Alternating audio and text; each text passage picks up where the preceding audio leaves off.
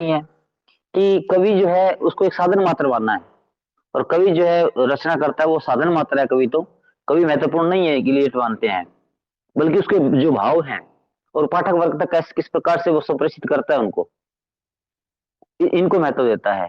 कवि के जो भाव होते हैं उन भावों का पाठक के भावों के साथ तादात्म्य में स्थापित हो जाना ही निर्व्यक्तिकता है। तो एक तरीके से साधारणीकरण के सिद्धांत की थ्योरी जो है वो हम कह सकते हैं।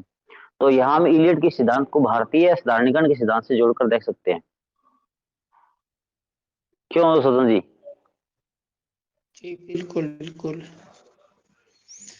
और कल हमने जो रिचर्ड्स पढ़ा था, रिचर्ड्स के कौन से सिद्धांत को हम साधारणीकरण से जोड़कर देख रहे थे सर? संप्रेषण संप्रे, सिद्धांत। संप्रेषण के सिद्धांत को।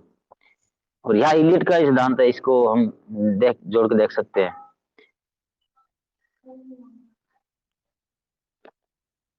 तो सबसे पहले तो मैं जो इलियट है ये हम कहें कि नई आलोचना जो है, नई समीक्षा है, उसके मसीहा कहे जाते हैं।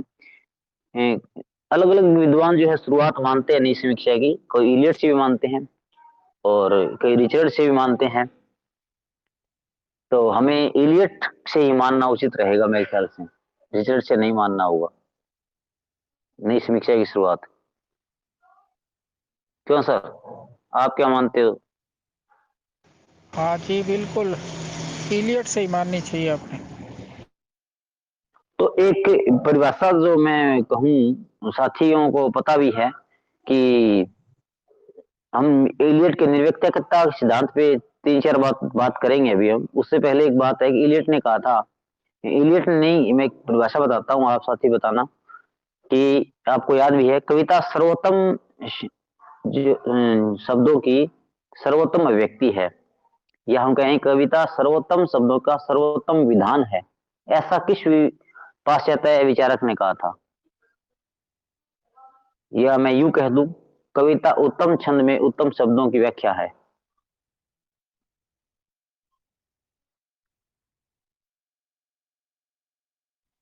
क्या दोनों परिभाषा एक ही विद्वान की अलग अलग है? हाँ सदन जी, आपने पढ़ा क्या ऐसा? जी सर।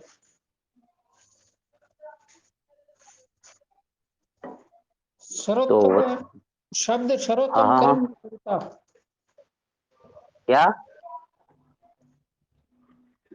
सर्वोत्तम शब्द सर्वोत्तम कर्म में कविता है, ये तो शायद कोलरिज का है।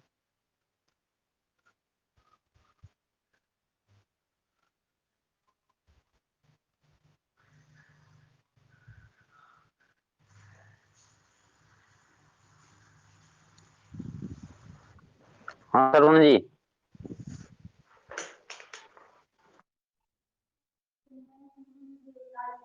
हाँ सर। हाँ सर, ऐसी परिभाषा आपने पढ़ी है क्या? दो परिभाषाएं जो मैंने अभी बोली, आपने सुनी होगी। ये सर्वोत्तम शब्दों का सर्वोत्तम कर्म ही कविता है, ये तो कॉलेज की है ना सर? और अभी मैंने ये ऐसी परिभाषा एक और बोली थी, दोबारा बोलता हूँ, कविता उत्तम छंद में उत्तम शब्दों की व्यवस्था है या व्याख्या है। हम्म। ये परिभाषा आप किसकी मानते हो? क्या जो परिभाषा पहले बोली उसी को बदल के बोला गया है, या अलग विद्वान की है? ये सर जानकारी नहीं है। ये तो हाँ हाँ शायद ठीक है सर। छंद। रिचर्ड की नहीं है क्या? वो भी ऐसे ही कहता है, ये परिभाषा कहते हैं। नहीं सर, ये इलियट की है। हमें वहां सर्वोत्तम शब्दों की सर्वोत्तम व्यवस्था है या विधान है, वो तो सर्वोत्तम शब्दों की बात आती है तो कोलरिज आता है। और कविता उत्तम छंद में उत्तम शब्दों की व्यवस्था है, ये इलियट की है।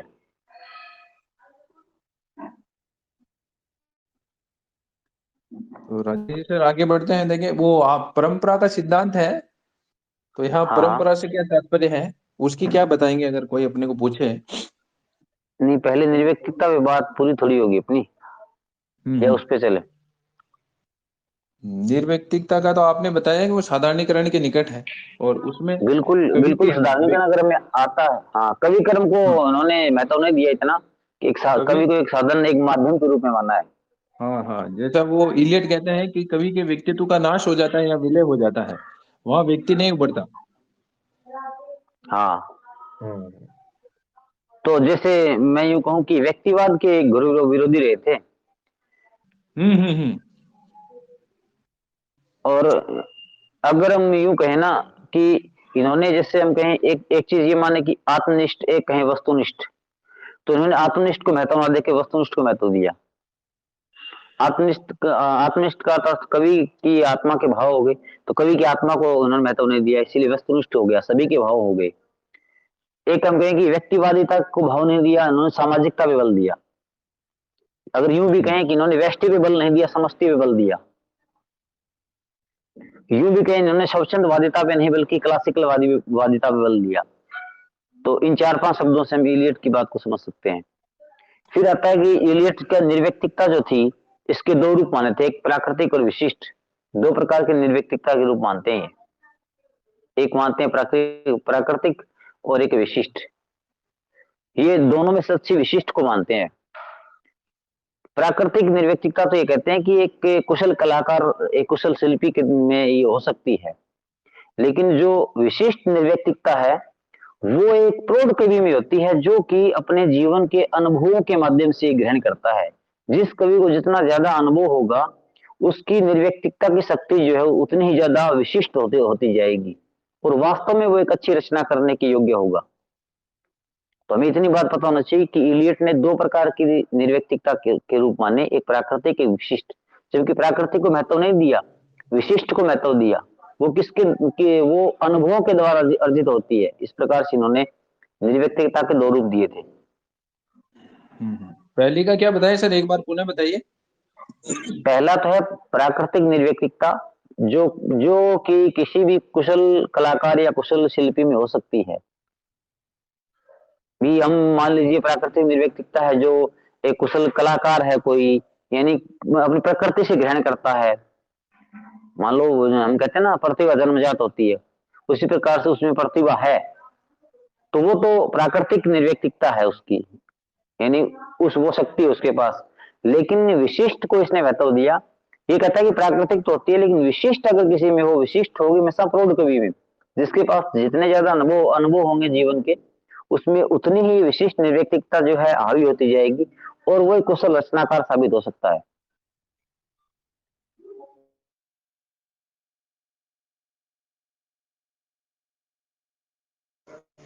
जी सर।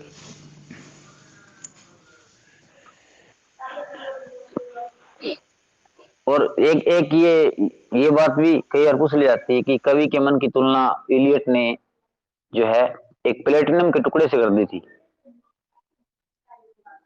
प्लेटिनम का तार। हाँ, टुकड़ा कहें या कुछ भी कहें, तार कह लो चाहे, तो उससे कर दी। और कहा कि एक कमरे में अगर प्लेटिनम का टुकड़ा रख दिया जाए, और उस कमरे में ऑक्सीजन और सल्फर डाइऑक्साइड से भरा हुआ कमरा उसमें रख देंगे, तो वो टुकड़ा जो है प्रभावित नहीं रहेगा, बल्कि दोनों जो गुण है, तत्व थे, ऑक्सीजन और ये सल्फर डाइऑक्साइड, वो सल्फर एसिड एसिड में बदल जाएंगे। और जो प्लेटिनम का टुकड़ा है वो निर्विकार रहेगा, उसमें कोई विकार नहीं आएगा। तो मतलब है कि कवि का मन जो है, या कवि है, वो प्रभावित नहीं होता, बल्कि जो सुनने वाला है या देखने वाला है, पढ़ने वाला है, उसका मन प्रभावित होता है। इस प्रकार से ये इसकी आलोचना भी बहुत हुई कि प्लेटन के टुकड़े से तुलना करने का मतलब है कि कवि के मन को जड़ या अचेतन मान लेना। हाँ, ये मूलतः इनका जो वर्ड्सवर्थ का था ना कि कविता भावों का सहज उद्रेक है, इसी के विरोध, एक विरोध स्वरूप में था, या उसका खंडन किया गया था। कविता व्यक्तित्व से पलायन है। हाँ, वो व्यक्तित्व से पलायन भी कहते हैं कि व्यक्तित्व से पलायन की बात तो इलियट ही करते हैं। तो निर्व्यक्तिकता के बारे में शायद मूल बात समझ गए होंगे।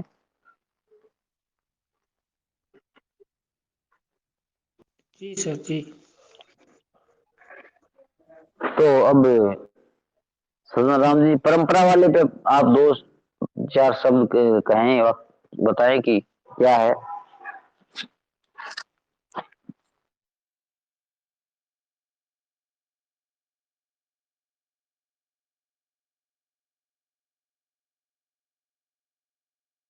परंपरा तो जो अपने समाज में और व्यक्तियों में जो संस्कार है पुराने समय से जो चले आ रहे, तो ये कहते हैं कि वो तो व्यक्ति में रहेंगे ही, उनसे हटकर व्यक्ति नहीं रहता है।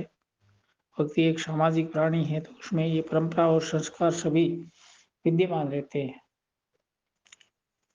इतिहास बोध है जो व्यक्ति के साथ जुड़ा रहता है। आप बताइए सर, मुझे ज़्यादा मालूम नहीं है इसके बारे में। और कोई साथी जुड़े हैं उनसे पूछ लेते हैं, मैं तो फिर बता दूंगा। और कौन है? प्रज्ञा जी।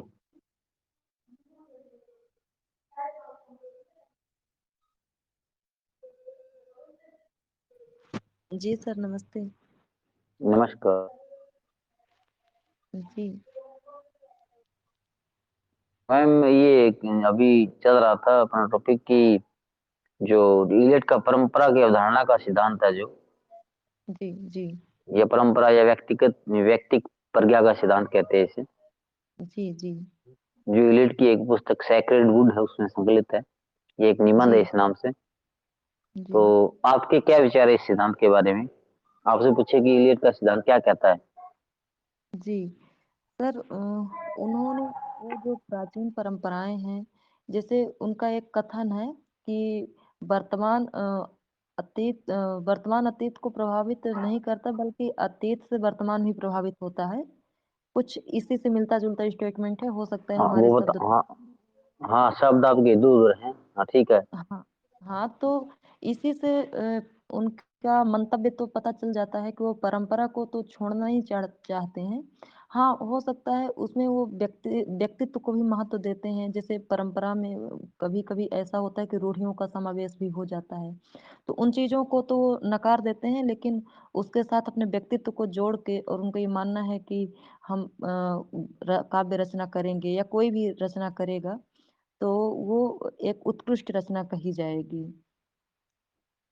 जी, और आप बताइए। ये रिमी मीणा जी।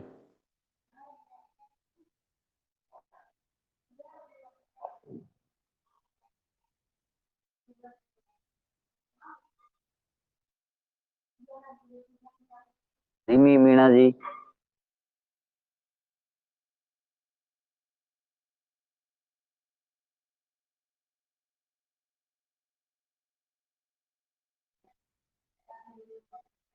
रजू जी, एक बात बोलूं? जी जी जब तक सभी सदस्य थोड़ा बहुत अपनी ओर से मतलब रिस्पॉन्स नहीं दे, या ये भी रिस्पॉन्स नहीं दे, ये दो कम से कम कुछ रिस्पॉन्स तो दे कि हाँ ऐसे है, फिर वो तो वो हो गया कि हाँ एक या दो सदस्य ही बोलेंगे बस, और तो फिर बोलेंगे नहीं। राजेश जी, हाँ हाँ। जैसे परंपरा की बात है तो परंपरा को इलियट वो सकारात्मक अर्थ में लेते हैं एक तरह से कि बिल्कुल बिल्कुल। हाँ, अतीत को वर्तमान से जोड़ना वो सकारात्मक अर्थ में लेते हैं। जैसे अगर अपन देखें तो अगर अपने को कबीर का अध्ययन करना है तो कबीर से पहले एक सिद्ध और नाथ का अध्ययन करके ही अपन कबीर का सम्यक मूल्यांकन कर पाएंगे, ये है। बिल्कुल। जी। और इससे क्या होता है सर परंपरा में कि हमें यह जानकारी भी मिल जाती है कि क्या करना है और उससे पहले क्या किया गया है। हम्म।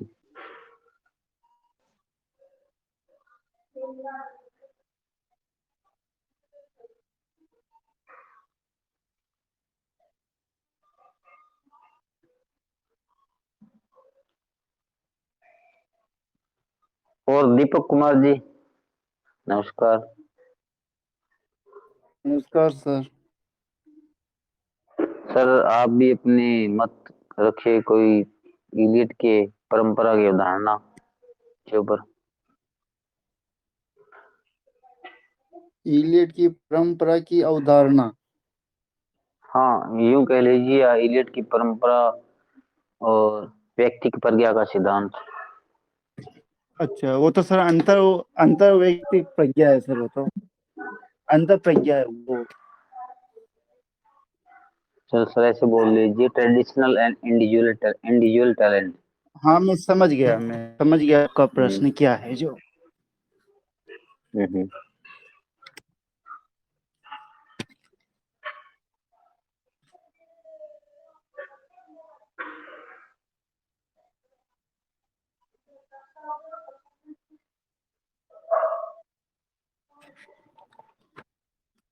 सर अभी याद नहीं आ रहा, थोड़ा समय दें कि अंतर्वैज्ञिक परंपरा और जो ये है, थोड़ा इनका मामला अलग है इलियट का।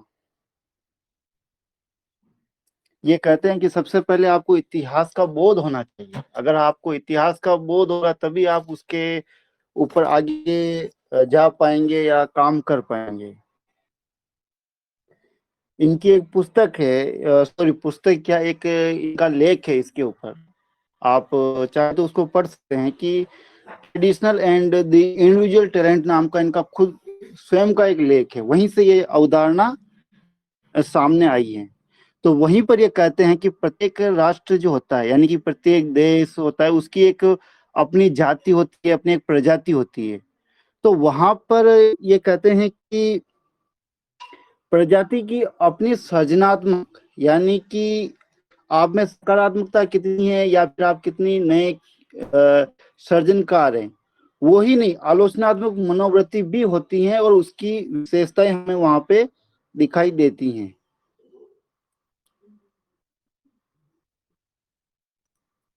हेलो। हाँ सर सुन पा रहे हैं।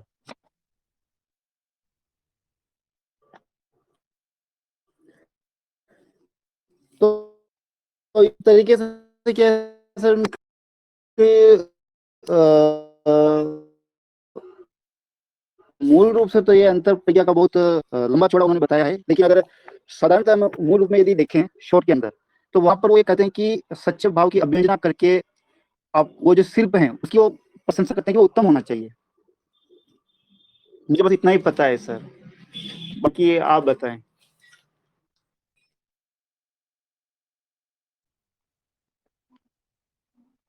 हाँ सर, हमारे साथ अभी दो तीन साथी और जुड़े, अमर जी जुड़े हुए हैं। अमर जी,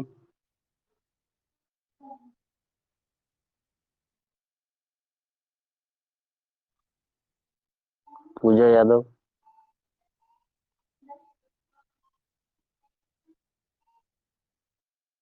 रामकेश मीणा जी। हेलो। नमस्ते। नमस्ते। नमस्कार। नमस्कार जी। हाँ सर, तो आप अपने विचार रखिए कोई इस पे।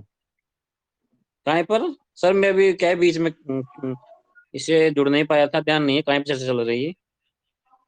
चर्चा सर एलियट पे चल रही थी, उनके परंपरा की अवधारणा का जो सिद्धांत था उनका, उसके ऊपर। सर ये तो पढ़े बहुत दिन हो गए, ध्यान नहीं है, लेकिन फिर भी परंपरा का तो यही है कि परंपरा से भी कुछ लेना चाहिए जो काम की चीजें हैं। उनका सिद्धांत पढ़े हुए बहुत दिन हो गए सर, भूल गया मुझे, ध्यान नहीं रहा, हम्म। है ना। कोई बात नहीं। अमर जी अभी असल में बोले थे सर आप। क्या है कि हाँ नहीं सर, मुझे भी क्या है, सिद्धांत टीएस इलियट को कम पढ़ा तो खूब है, लेकिन मुझे ना जो असल में क्या है कि टीएस इलियट सर जो शास्त्रवाद की जो स्वतंत्रवाद था उसके विरोध में था ये असल में। तो ये जहां पर अगर इनका जो सिद्धांत आता है तो फिर बाद में इस सिद्धांत को जो थ्योरी की ये बात करते हैं, तो इसमें परंपरा और व्यक्तिगत जो इंडिविजुअल टैलेंट इनका जो ये ऐसे है, इसमें परंपरा को ये अत्यधिक महत्व इसलिए भी देते हैं क्योंकि स्वतंत्रवादी जो वर्ड्सवर्थ थे या कोलरिज थे, उनमें मतलब हमारी जो प्राचीन परंपरा थी जिसमें को उनको थोड़ा सा बिल्कुल नकार दिया था। तो उनको थोड़ा सा इनका शास्त्रवाद की झुकाव टीएस इलेट में दोनों चीजें मिलेगी आपको, एक स्वतंत्रता भी मिलेगी, शास्त्रवाद भी मिलेगा। कहने की बात है कि भाई जैसे कि आपने थोड़ी देर पहले सर ने बताया, मुझे भी इस सिद्धांत को पढ़े हुए काफी दिन हो गए, तो सर ने जो बताया था कि वो शिल्प की दृष्टि से नहीं सर, कि जैसे कि टीएस इलियट को 1948 में जैसे वेस्टलैंड के लिए पुरस्कार दिया गया, तो आपको उस कविता को देखते हैं ना, तो कविता में आपको तीन चार चीजें आपको मिलेगी, जिसमें उसमें यहाँ तक भी उसने भारतीय जो परंपरा से जो संस्कृत का ज्ञान था उसको भी काफी उन्होंने पढ़ रखा था। तो परंपरा से काफी ग्रहण करते हैं। तो उसमें एक बात को कहते हैं कि भाई जो नया रचनाकार है या नया कवि है, वो परंपरा को छोड़ के नहीं चल सकता। नवमत को मतलब परंपरा को अपनाना पड़ेगा। तो ये बात वो परंपरा के लिए तो करते ही है। अंतर प्रज्ञा की जो बात है वो शायद मुझे ध्यान नहीं है उस पे। तो मैंने सर मुझे भी काफी दिन पढ़े हुए एग्जाम के बाद मैंने थ्योरी पढ़ी नहीं है एक्चुअल में। तो मुझे जैसा जितना ध्यान है उतना ही ध्यान है सर इसका बारे में।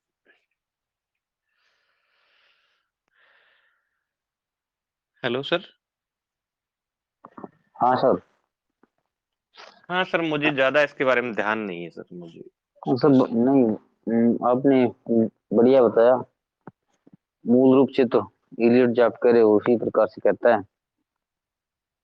हाँ सर, वो मूल रूप से जैसे कि उनकी एक ये कविता है जो वो विष्णु खरे ने इनको मरुपदेश और अन कविता नाम से अनुवाद किया है, जो वेस्टलैंड पे इनको पुरस्कार दिया गया। तो उस कविता में आपको पहले तो उसका कई एडिशन, वो लंबी कविता थी, बाद में उसको काटा भी गया। उस समय पर इस कविता की बहुत आलोचना भी हुई, क्योंकि टीएस इलियट में न केवल इसने परंपरा को भी अपनाया, इसमें संस्कृति जैसे भारतीय संस्कृति भी दिखाई देती है। जैसे यहाँ के उपनिषदों की बात करते हैं उसमें वो कुछ ईसाइयत भी आती है।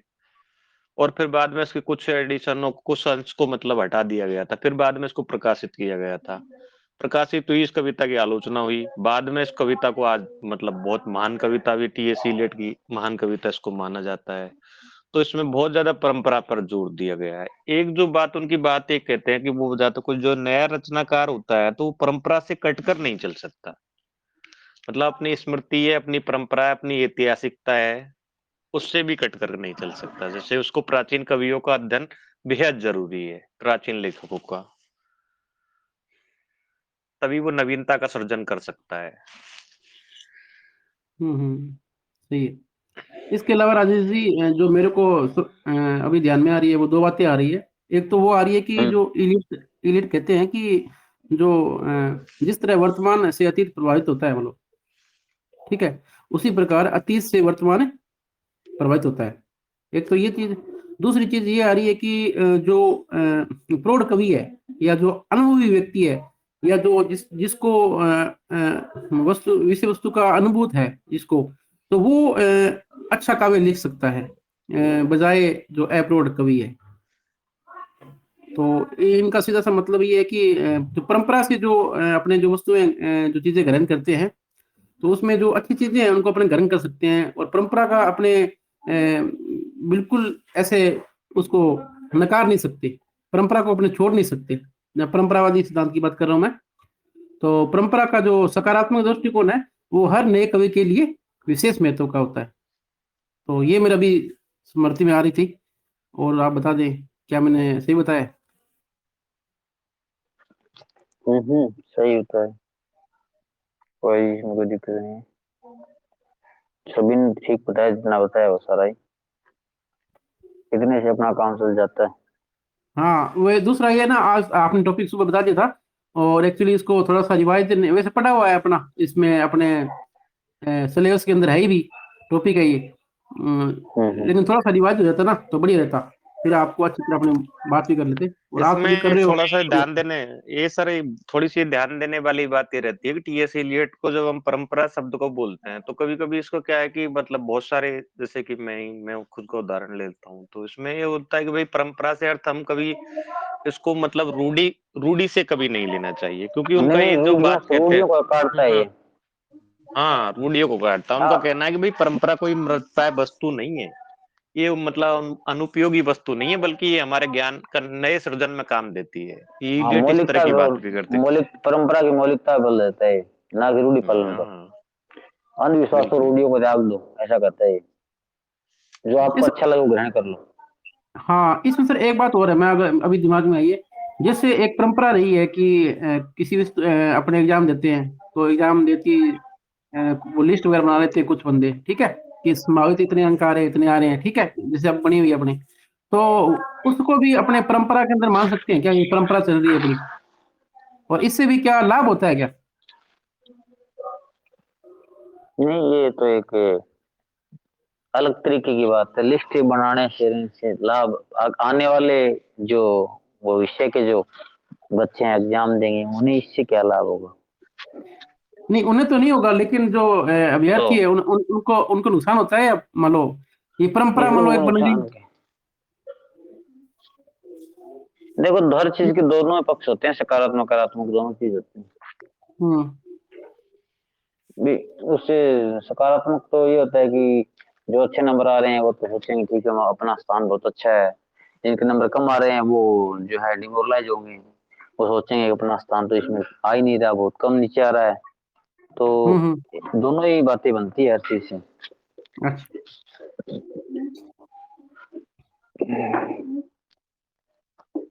हाँ, अपने भी श्रीनिवास जी आ गए।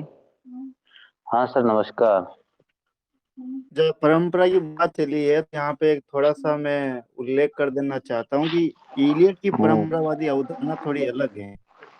हम्म, इलियट परंपरा के लिए यह कहते हैं कि आप प्राचीनता के अंदर जा सकते हैं, वहां से आप चीजें ले सकते हैं, लेकिन चीज को ढो नहीं सकते। जिस तरीके से गधे के ऊपर सामान लाद करके वो सामान ढोया जाता है, आपको वो इस परंपरा से नहीं करनी है कि भी हमने परंपरा से ये उठा लिया और उसको हम ढो रहे हैं। कि ये बात कहने का औचित्य ये है कि वर्तमान संदर्भ में यदि उस परंपरा का कोई प्रासंगिकता नहीं है, उसकी कोई जरूरत नहीं है, जो आपके वो प्राचीनता के अंदर वो परंपरा पाई जाती है, लेकिन वर्तमान में आपको उसकी जरूरत नहीं है, तो आप उसे त्याग सकते हो। परंपरा का अर्थ ये है इलियट। हाँ सर, वो तो एक रूढ़ी पालन शब्द में आ गया ना, रूढ़ी पालन की बात नहीं करते बस। रूढ़िवादी नहीं है सर, यहाँ पे यही तो गड़बड़ी है कि आप लोग उसे रूढ़िवादी मान लेते हैं। रूढ़िवादी तो इलियट है ही नहीं। वो कहते हैं कि मैंने परंपराओं को सर आप मैंने आपने पूरी बात ध्यान से नहीं सुनी। मैंने ये नहीं कहा कि इलियट रूढ़िवादी है। मैं कह रहा हूँ आपने जितनी बात कही वो एक शब्द में सम्मिलित हो जाती है कि इलियट रूढ़िवादिता को महत्व नहीं देते। इलियट जो है परंपरा की मौलिकता पे बल देते हैं। जो मौलिक चीजें हैं, जो मौलिक बातें हैं उनको ग्रहण कीजिए, जो अंधविश्वास रूढ़ियां हैं उनको त्याग दीजिए। ये कह रहा हूँ, ना कि ये कह रहा हूँ कि रूढ़िवादिता को पर बल देते हैं, त्यागने पे बल देते हैं। अब बोलिए सर। सर जी यही है। राजेश जी, अब इनका एक वस्तुनिष्ठ समीकरण का सिद्धांत है, उस पर थोड़ी चर्चा हो जाए, 5-7 मिनट है अपने पास। हाँ सर, पहले तो सर इसको मैं 2-4 लाइन में इसकी मैं बताना चाहता हूँ कि इलियट कहते हैं कि जो परंपरा के विषय की अवधारणा के अनुसार, ये इन्होंने कहा कि परंपरा में जो हमारे धार्मिक रीति रिवाज हैं, या हमारी संस्कृति है, या हमारा समाज है, हमारी वेशभूषा है, हम परंपरा में सभी को सम्मिलित करते हैं। लेकिन परंपरा का मतलब रूढ़िवादिता नहीं है, उसको त्यागना होता है। परंपरा एक मौलिकता है जिसको ग्रहण करना है। परंपरा एक गत्यात्मक प्रक्रिया है, हमेशा चलने वाली प्रक्रिया है। और इन्होंने इतिहास के लिए कहा भी है कि केवल अतीत ही वर्तमान को प्रभावित नहीं करता, बल्कि वर्तमान भी अतीत को प्रभावित करता है। तो हमें अतीत से जो चीजें मिलती है, जो अच्छी चीजें हैं, उनको ग्रहण कीजिए और उनको उनके अनुसार अपने काव्य की सर्जना कीजिए, अपने काव्य मौलिकता को बढ़ाइए। तो ये जो है यानी परंपरा से इतिहास, परंपरा का अर्थ इन्होंने इतिहास बोध से भी लिया है कि इतिहास में जो हमें अच्छा लगे उसे ग्रहण कीजिए, ना कि ये कि अंधविश्वासों को ग्रहण कीजिए, या जो हमारे लिए उपयोगी नहीं है उनको ग्रहण कीजिए, उनको छोड़ते जाइए।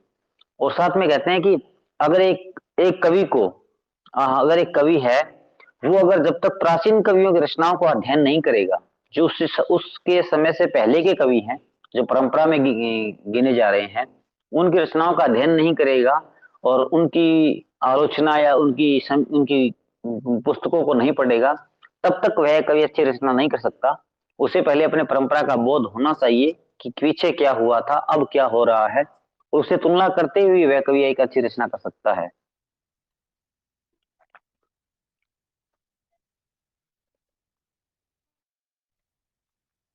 और इन्होंने ये भी कहा कि जैसे कि मतलब एक उदाहरण भी दिया ऐसे कि आधुनिकता है, वर्तमान की जो आधुनिकता है हमारी, कि जब कभी लिख रहा होता है वो उसके लिए आधुनिक ही होता है। तो कहता है कि आधुनिकता एक अगर एक वृक्ष की हरियाली है, मान लीजिए, या उसकी टहनियां हैं, तो परंपरा है वो उसकी जड़ है। अगर आधुनिकता एक पेड़ की हरियाली या टहनियां है मान लीजिए, तो परंपरा उसकी जड़ है। और जब तक हम जड़ के बारे में नहीं जानेंगे तब तक ऊपर नहीं बढ़ सकते। तो हमें उन मूल बातों को जानना होगा। हमें मर्द कवि जो हैं, जो कवि मर गए, जो कवि चले गए लिख करके, हमें मर्द कवियों की रचनाओं का अध्ययन करना पड़ेगा। और अगर हमें एक कवि की जो है, कवि के गुण दोषों की विवेचना करनी है, तो उसे हमें मर्द कवियों के साथ उसकी तुलना भी करनी पड़ेगी, तो हमें परंपरा में जाना पड़ेगा। तो ये कहता है कि हमें परंपरा के अध्ययन की आवश्यकता है। हमें परंपरा के अध्ययन करने से ही हम आगे बढ़ सकते हैं। एक कवि जो होता है परंपरा के अध्ययन करने के बाद ही एक अच्छी रचना कर सकता है, और उसे व्यक्तिगता से ऊपर उठ करके वो रचना करनी चाहिए, ऐसा इलियट कहते हैं। हाँ सर।